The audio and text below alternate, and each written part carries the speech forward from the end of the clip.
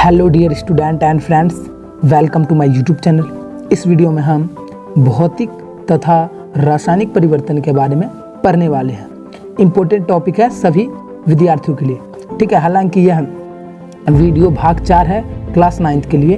Chapter 2 है जिसका नाम है क्या हमारे आसपास के पदार्थ शुद्ध हैं। सो इससे पहले की जो वीडियो है वह सभी वीडियो आपको ऊपर आई बटन में, नहीं तो उन सभी वीडियो का एक प्लेलिस्ट क्रिएट कर दिया गया है। सो वह प्लेलिस्ट आपको डिस्क्रिप्शन बॉक्स में मिल जाएगा। डिस्क्रिप्शन बॉक्स में आपके लिए और भी बहुत सारी सुविधाएं हैं। सो आप एक बार डिस्क्रिप्शन बॉक्स खोल के जरूर देखना।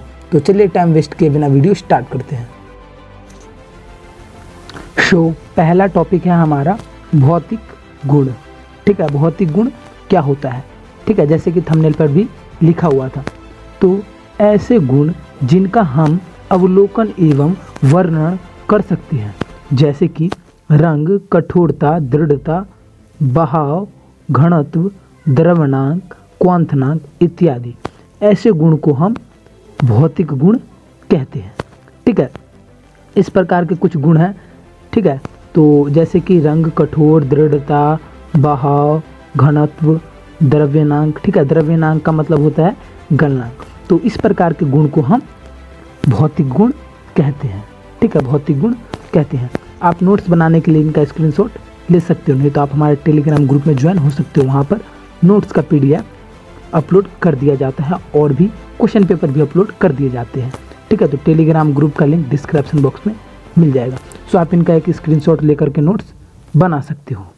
तो ऐसे गुण जिनका हम अवलोकन एवं वर्णन कर सकते हैं, जैसे कि रंग, कठोरता, दृढ़ता, भाव, घनत्व, द्रव्यनांक, क्वांथनांक इत्यादि, ऐसे गुण को हम भौतिक गुण कहते हैं। भौतिक परिवर्तन, अवस्थाओं का अंतर रूपांतरण एक भौतिक परिवर्तन है, ठीक है। अवस्थाओं का अंतर रूपांतरण एक भौतिक परिवर्तन है, क्योंकि यह परिवर्तन पदार्थ के संगठन में बिना परिवर्तन किए होते हैं, ठीक है। यह जो होता है पदार्थ के संगठन में परिवर्तन नहीं करता है, परिवर्तन किए बिना यह परिवर्तन होता है, ठीक है। और उनके रासायनिक प्रकृति में भी कोई परिवर्तन नहीं होता है। तो अवस्थाओं का अंतर रूपांतरण एक भौतिक परिवर्तन है। यदि एग्जाम में प्रश्न 1 नंबर का आता है, अगर आप इतना लिख देते हो कि अवस्थाओं का अंतर रूपांतरण एक भौतिक परिवर्तन है, तो आपको नंबर दे दिए जाएंगे 1 नंबर, ठीक है। और नहीं तो अगर अधिक अंक के आते हैं तो आपको ये पूरा ही लिखना पड़ेगा कि अवस्थाओं का अंतर रूपांतरण एक भौतिक परिवर्तन है, क्योंकि यह परिवर्तन पदार्थ के संगठन में बिना परिवर्तन किए होते हैं और उनकी प्राकृतिक रासायनिक प्रकृति में कोई परिवर्तन नहीं होता है। आप इसे उदाहरण से बहुत अच्छे से समझ सकते हो। तो चलिए एक उदाहरण समझाता हूँ। तो जल से वाष्प और वाष्प से जल, ठीक है। अंतर रूपांतरण यानी कि दोबारा उसी अवस्था में आ जाना। अंतर रूपांतरण का मतलब, अब देखो, जल को जब आप गर्म करते हो तो जल से बन जाता है वाष्प, और वाष्प को ठंडा करते हो तो दोबारा बन जाता है जल।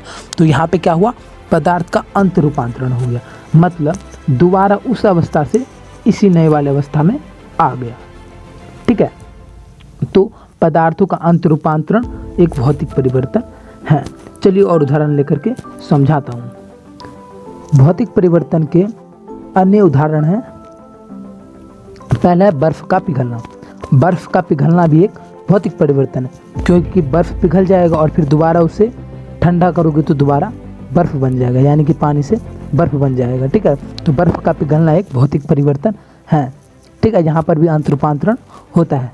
मोमबत्ती का अंतर रूपांतरण, ठीक है, यानी कि मोमबत्ती का जल करके दोबारा मोमबत्ती से मोम जो पिघल के बनती है वही, ठीक है। अब किस प्रकार होगा, आप मोमबत्ती को किसी गिलास में मतलब जला करके गिलास में रख दो, अब मोम पिघल पिघल के दोबारा मोमबत्ती के स्ट्रक्चर में आ जाएगा।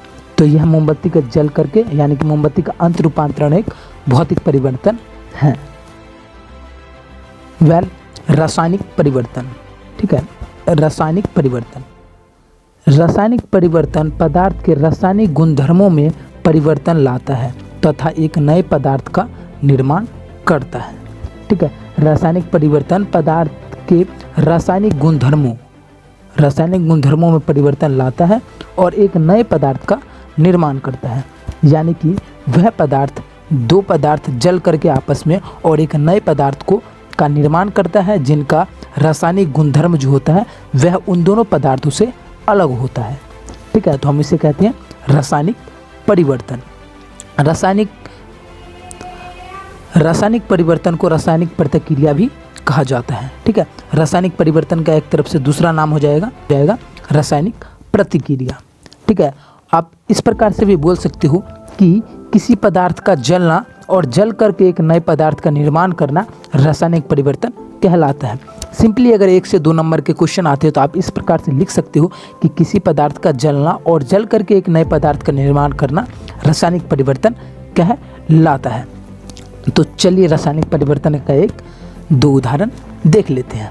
रासायनिक परिवर्तन का पहला उदाहरण है लकड़ी का जलना। लकड़ी का जलना एक रासायनिक परिवर्तन है। ठीक है, और नेक्स्ट है हमारा अलमारी में जंग लगना। सो अलमारी में जंग लगना भी एक हमारा रासायनिक परिवर्तन ही है। तो इस प्रकार से हमारे ये टॉपिक कंप्लीट होती है और उससे आने वाला जो वीडियो है वह वीडियो बहुत ही ज़्यादा इम्पोर्टेंट होने वाला है तत्व और यौगिक से संबंधित, क्योंकि वह प्रश्न आपके एग्ज़ाम में हर बार आता है इससे संबंधित प्रश्न। और अगर आपको क्वेश्चन पेपर चाहिए तो आप मेरे टेलीग्राम ग्रुप में ज्वाइन हो सकते हो। टेलीग्राम ग्रुप का लिंक डिस्क्रिप्शन बॉक्स में दिया गया है। सो आने वाले वीडियो की सूचना सबसे पहले पाने के लिए आप हमारे यूट्यूब चैनल को सब्सक्राइब कर सकते हो और बेल आइकन को ऑल पे प्रेस कर सकते हो ताकि जैसी वीडियो आए आपको नोटिफिकेशन मिले सबसे पहले। नहीं तो आप मेरे टेलीग्राम ग्रुप में ज्वाइन हो सकते हो, जैसी वीडियो अपलोड होगा मैं आपको वहाँ पर सेंड कर दूंगा। So thanks for watching.